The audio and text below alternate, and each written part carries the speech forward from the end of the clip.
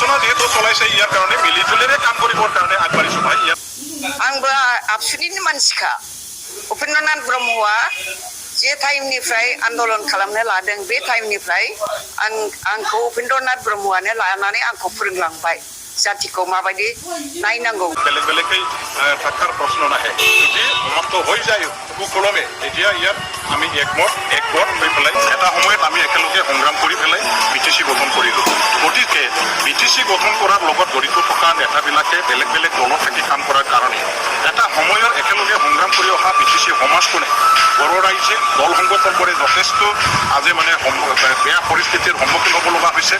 আমাৰ ৰাজ্যে যথেষ্ট অসুবিধা হৈছে সমাজখনৰ যথেষ্ট বিশৃংখলা হৈছে আৰু সেই দিশটো চাই মেলি বড়োসকলৰ আচুৰ পৰা আৰম্ভ কৰি জাতীয় সংগঠন যিমান আছে সাহিত্য সভা বা আমাৰ বিটিসি বাকী ৰাইজ চবে BPF আৰু UPPL একেলগে নিৰ্বাচনত আগভাগ লোৱাটো তেওঁলোকে বিচাৰে UPPL आरो BPF नि जि खौसे जालायनाय बेफोर बाथ्राया सम सम फैयो बबेबा राजखान्थि हान्जाया जेब्ला हारसिङै माने हानाय नङा बायदि सानो आरो ज' लोगो जालायब्ला देरहासार जानो हागोन बायदि सानो अब्ला बेफोरबायदि बाथ्राया फैयो आरो मोनसे पार्टिया मोनसे पार्टिखौ एप्रच खालामो दुलाराय बर' फरायसा आफादाबो आपिल खालामनायखौ नुदों आरो दुलाराय बर' फरायसा आफादा राजखान्थि हान्जा नङा नाथाय बिथांमोना बर' हिसाबै बर' गासैखौबो राजखान्थियावबो खौसेखौ जाजानो लुबैयो बेयो स्वाभाबिक आरो बेखायनो बिथांमोना आपिल खालामदों जे बर' हारिनि खामानि मावनायनि मुङै जोनोम मोननाय दानि UPPL आरो BPF हान्जाया आलदा आलदा जाबाय थायालासे माने ज' जानानै खामानि मावलायनांगौ आरो बे मोनसे बरायथाव मुभ जों बयबो बरायनांगोन बर' हिसाबै जे गोदोनिफ्रायनो माने सुथुर बायदियै मोनसेया मोनसेखौ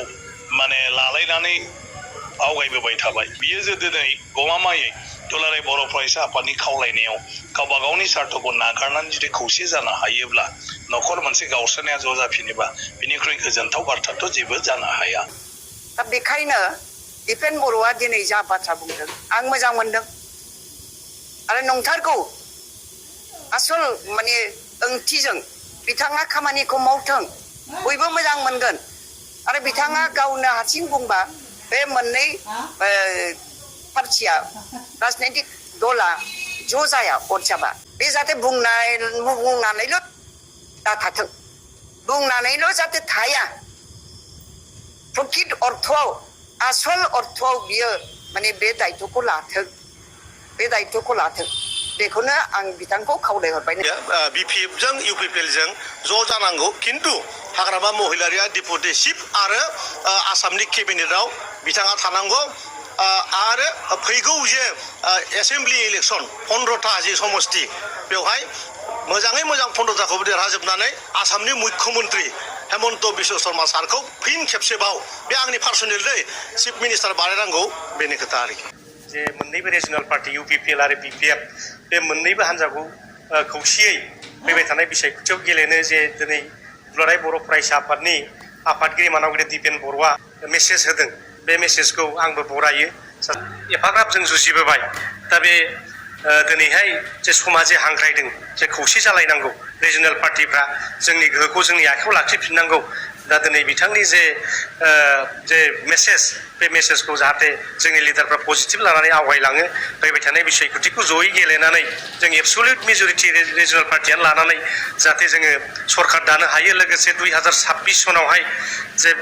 MLA इलेक्सन जानो थांगासिनो दं बे इलेक्सनावबो जोङो 15टायाव 15टा जोंनि रिजनाल पार्टि गोजा देरहालांनानै आसाम सरकाराव दानायाव जाहाथे जों लायन शेयारखौ लानो हायो जाहाथे गोबांथार साबानि बारा जाहाथे जोङो बे केबिनेट मन्थ्रि लानानै जाहाथे जोङो जोंनि BTCखौ जाहाथे जौगाहोनो हायो दिपेन बर' आदा बुंनाय बादियैनो आंबो लुबैयो आरो सारा बर' माहारिया रिजनाल पार्टिखौ ज' जाजानायखौ लुबैयो आरो साफ्रोमबो थाखोनि बर'नि मेलेमजिबि बर'नि लेखा गोरों बर'नि फरायसा सेंग्रा सिख्ला बोराय बेन्थ माहाजोन दुखिया बे दिनखौनो नायनानै दङ आरो गोबां मानसिफोरनाव मेगनाव मोदै गगोन मोननै रिजनाल पार्टिया जुदि ज' जानो हायोब्ला दा ओंखायनो आंबो पार्सनेलि लुबैयो आरो दिपेन बर' आदा बुंनाय बादियैनो जोङो मोननै रिजनाल पार्टिया ज' जायोब्ला बाव जौगानाय फैगोन आरो बेनि